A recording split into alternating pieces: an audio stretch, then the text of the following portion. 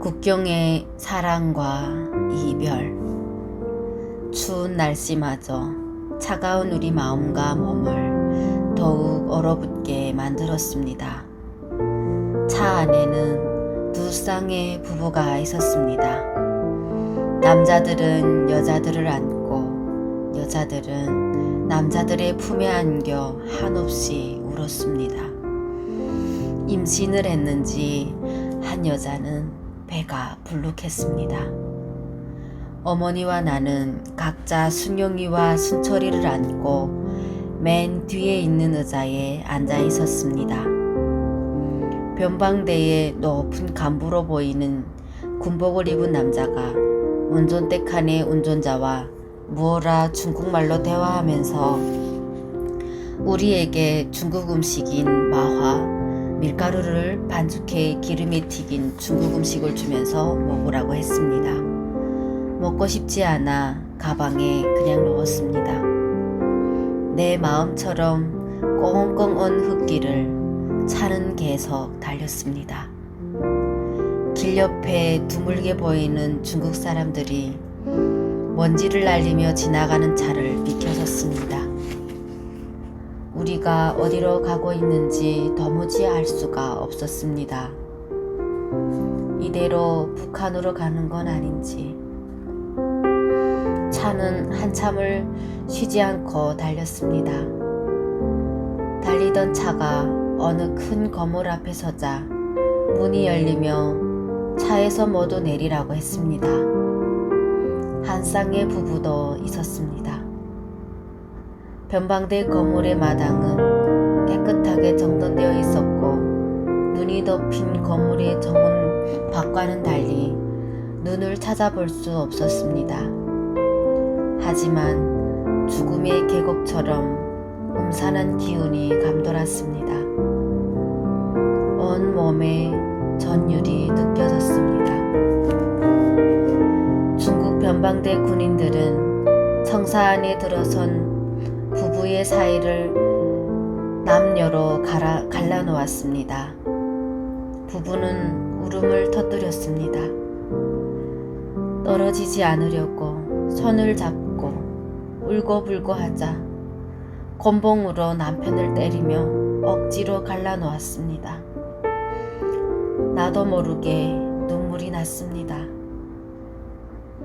우리는 어떤 군인의 안내로 쇠창살로 된 창문 옆에 출입문을 통해 방으로 들어갔습니다. 그곳은 중국으로 들어오는 탈북자들을 수감하는 변방대였습니다. 그곳에는 어린아이부터 시작해 연세 높은 할머니까지 약 20-30명가량이 있었습니다. 우리가 들어가자 그들은 일제히 우리를 쳐다보았습니다. 아무것도 모르는 애들은 천진난만하게 뛰어놀고 있었고 어른들은 아직 그곳에 익숙하지 못한 우리에게 어떻게 해서 잡혀 들어오게 되었느냐고 물었습니다. 어머니가 열리지 않는 입을 떼어 그들에게 자충지종을 이야기하는 동안 나는 방 안을 둘러보았습니다. 방 안에는 뚜껑이 덮인 빨간 큰 통이 있었는데 그것은 화장실 대용이라고 했습니다. 파란 담요들과 분홍색 밥그릇들이 여기저기 널려져 쌓여 있었고 방은 따뜻했습니다. 바로 앞방은 남자들을 수감하는 방이었습니다. 우리와 함께 들어온 임신한 언니가 상문에 쇠창살을 꼭 쥔 채 서서 오빠를 부르며 애타게 울고 있었습니다. 그 울음이 너무 처량해서 방 안의 사람들 모두가 그녀를 위로해 주었습니다. 하지만 그녀는 한없이 울며 앞방에서 눈을 떼지 못했습니다. 잠시 후 앞방 창문에서 그 언니의 남편 또한 내다보며 울고 있는 모습이 보였습니다. 둘은 잡지도 못하는 손을 내밀며 서로 바라보며 울었습니다. 3분 정도 지났을까? 복도를 오가며 근무 중이던 변방대 군인이 남자를 향해 제자리로 돌아가 앉으라고 소리를 치며 곤봉을 휘두르 댔습니다. 한 할머니가 보다 못해 말을 붙였습니다. 에그 쯔쯔, 임신하고 나서 몇 끼도 먹지도 못했을 텐데 왜 그렇게 서 있어? 어서 앉소. 눈이 다 붓고 말이 아니구먼. 언니는 계속 눈물을 흘렸습니다. 어떤 뭔 사연이 있는지 좀 말해보. 안타까운 마음에 할머니는 또 말을 건넸습니다. 나도 궁금해서 그 언니가 하는 말에 귀를 기울여 들었습니다. 청진이 집인 그녀는 하루아침에 부모를 잃었습니다. 굶어 죽은 것입니다. 하나뿐인 여동생은 장사한다고 나간 후 집에 들어오지 않았습니다.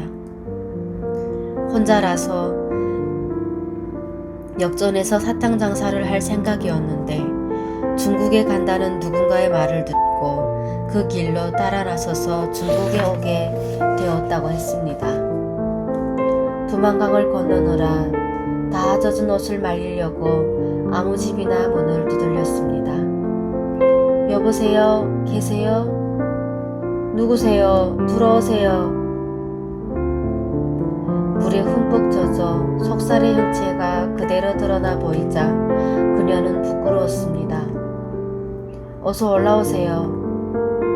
그 집에는 30살 되는 젊은 총각과 그의 아버지가 살고 있었습니다. 순진했던 총각 역시 부끄러운 듯 살며시 고개를 돌렸습니다. 그 후 총각과 그녀 사이에 사랑이 싹텄습니다. 애도 낳고 옹기종기 잘 살자며 새로운 꿈을 꾸던 차에 그만 공안에 붙잡히게 된 것입니다. 그들의 꿈은 하루아침에 산산조각이 났습니다. 출산을 앞두고 졸지에 공안에 붙잡혀 감방에서 북송을 기다리는 신세가 되고 만 것입니다. 그녀의 입술은 마르다 못해 피가 줄줄 나오고 하루 종일 울어 눈은 퉁퉁 부어 있었습니다. 처녀 이제 좀 안 써. 말을 들어보니 정말 기구한 운명이군. 하나님이 도우셔서 두 사람이 같이 살게 하면 얼마나 좋을꼬. 할머니는 팔소매로 두 눈을 훔쳤습니다. 거기 서서 노래나 한마디 불러보. 언니는 출입문 창살을 꼭 쥐고는 앞에 있는 남자 깜방을 바라보며 조용하게 맥없이 노래를 불렀습니다. 하얀 벚꽃이 피는 내 집은 어디일까. 엄마 손잡고 노래 부르던 내 살던 고향집은 높은 산 올라서서 어디를 둘러보아도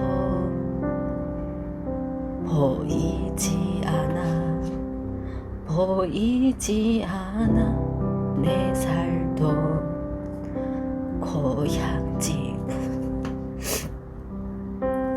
깜방 안은 어느새 조용했고 슬픈 기운에 빠져 있었습니다.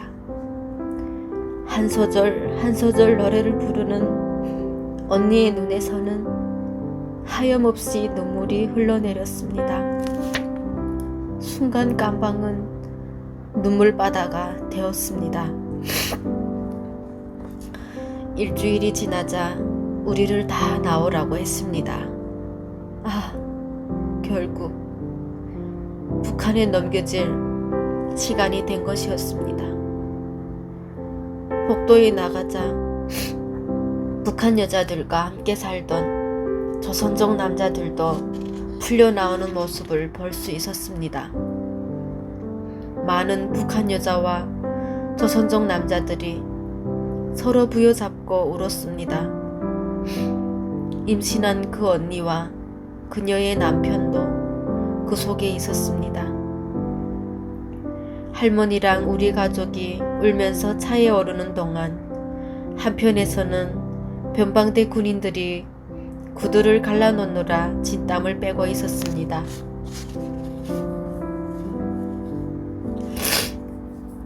마침내 북녘 여자들은 차에 태워지고 조선족 남자들은 버스 창문을 붙들고 통곡했습니다. 그런데 유독 그 언니 부부만은 차에 타지 않은 채 그때까지도 서로 붙들고 떨어지지 않았습니다. 안 돼, 나 못 보내. 오빠, 나 꼭 살아서 돌아올게. 오빠. 족쇄에 묶인 언니의 두 손을 남편은 놓지 않았습니다. 정희야, 안 돼. 오빠 널 못 보내. 못 보낸다고.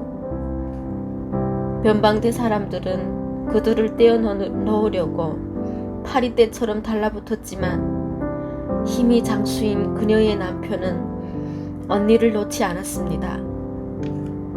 도저히 안 되겠는지 변방대의 한 군인이 몽둥이를 가지고 와 남편의 등을 내리치려 했습니다. 그러자 언니가 안 돼요. 내가 차에 올라갈게요. 오빠, 나 갈게. 힘들어하지 마. 꼭 다시 돌아올게. 애기도 건강하게 다시 함께 돌아올게. 기다려. 그녀는 남편의 손을 놓고 차 안으로 올라왔습니다. 버스 안에서 바라보던 우리는 안타까웠습니다. 도와주고 싶은 생각이 간절했지만 어찌할 도리가 없었습니다. 그렇게 뜯어 말리는 변방대를 선뜻 물리치고 언니의 남편은 버스 안에까지 올라왔습니다. 할머니가 벌떡 일어나더니 족쇄를 채운 손을 하늘 높이 올리며 말했습니다. 야, 이놈들아, 너희들도 사람이냐? 저렇게 떨어지지 않으려고 하는 걸 억지로 떼어놓는 게 그리도 좋더냐? 할머니가 울며 말하는 바람에 우리가 또한 간절한 마음에 모두가 일어났습니다. 하지만 잔인한 중국 변방대 군인들은 거들떠보지도 듣지도 않았습니다. 도리어 버스에 올라있는 남편을 발로 차서 밖으로 내팽개치고는 두 군인에게 언니를 양쪽에서 붙잡게 하고 그곳을 떠났습니다. 남편은 떠나는 버스의 뒤를 계속 따라오고 있었습니다. 그 언니는 자신을 붙들고 있는 두 군인을 뿌리치고 뒤쪽 창문에 앉아 울면서 창문면 어루만졌습니다. 오빠 미안해. 꼭 기다려. 일주일 동안 단 한 끼도 먹지 않은 언니는 당장이라도 쓰러질 것만 같았습니다. 우리는 중국 변방대 군인들의 감시하에 손에 수갑을 채운 채 중국 남평 세관으로부터 북한 칠성리 세관을 향해 갔습니다. 차창 밖을 보며 머리가 너무 복잡했습니다. 이제 우리의 운명은 어떻게 될까? 어떤 처벌이 기다리고 있을까? 버스 안은 그야말로 위축된 분위기였습니다. 언니는 계속 울고 있었고 다른 탈북자들의 얼굴은 온통 두려움에 쌓여 어두웠습니다. 속이 타들어갔습니다. 앞으로의 일들이 걱정되었습니다. 오직 사랑과 수령에게만 충실해오던 내가 아니었던가. 그런데 이게 무슨 일이란 말인가. 나와 그들에게 닥친 현실이 도무지 믿기지가 않았습니다. 내가 조국의 배신자가 되다니. 꿈에도 생각지 못한 일이었습니다. 이런저런 걱정 끝에 북한 칠성세관에 거의 도착한 모양이었습니다. 창밖에는 벌써 보이부 사람들로 보이는 군복을 입은 사람들이 줄을 지어서 있었습니다. 가슴이 두근거리고 입술은 파르르 떨렸습니다. 내리치는 눈발을 뚫고 달리던 버스가 점점 속도를 줄이더니 어느 긴 다리 위에 멈춰섰습니다. 버스 문 앞에는 한 무리의 군인이 서 있었습니다. 아니나 다를까 공포의 대상인 북한 보위부에서 나온 것이었습니다. 그 모습에 버스 안의 사람들 모두 얼굴이 창백해졌습니다. 버스 문이 열리면서 한 명 한 명 버스에서 내렸습니다. 우리들이 차고 있던 반짝반짝 윤이 나는 중국의 수갑이 변방대 군인들의 손에 의해 벗겨졌습니다. 곧바로 녹이 쓴 북한 수갑으로 바꿔 채워졌습니다. 나는 맥이 다 빠진 그 언니를 부축했습니다. 북송된 무리 중에는 남자들도 있었습니다. 세관 안에 들어가자 네 줄로 서라고 하더니 북송자들의 주머니를 한 사람 한 사람 수색했습니다.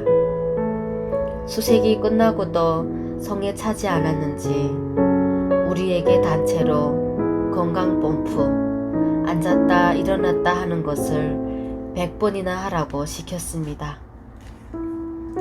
언니가 임신 상태이니 좀 봐주면 안 되겠습니까? 내가 말하자 보이지도 않는 버럭 소리를 지르며 화를 냈습니다.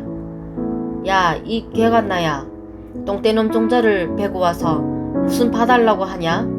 잠만 말고 펌프 100번 해. 날카로운 보이지도 않는 말에 나는 언니의 손을 꼭 잡고 펌프를 시작했습니다. 하나, 둘, 셋. 언니는 쓰러지기 일보 직전이었습니다. 23, 24.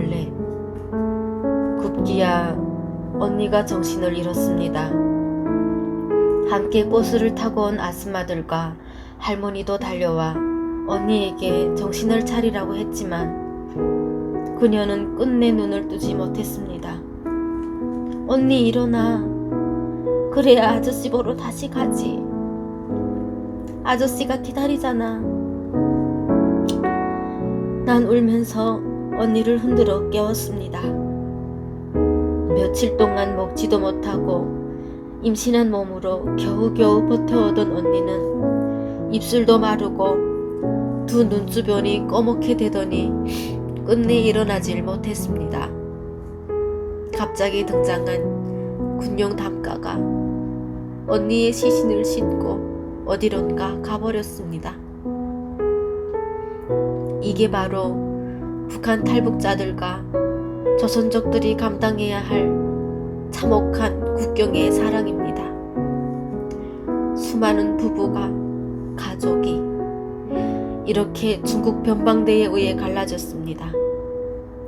함께 살고 싶어도 국경이라는 거대한 걸림돌 때문에 끝끝내 사랑을 이루지 못하고 결국에는 갈라져야 하는 것이 국경의 사랑이었습니다.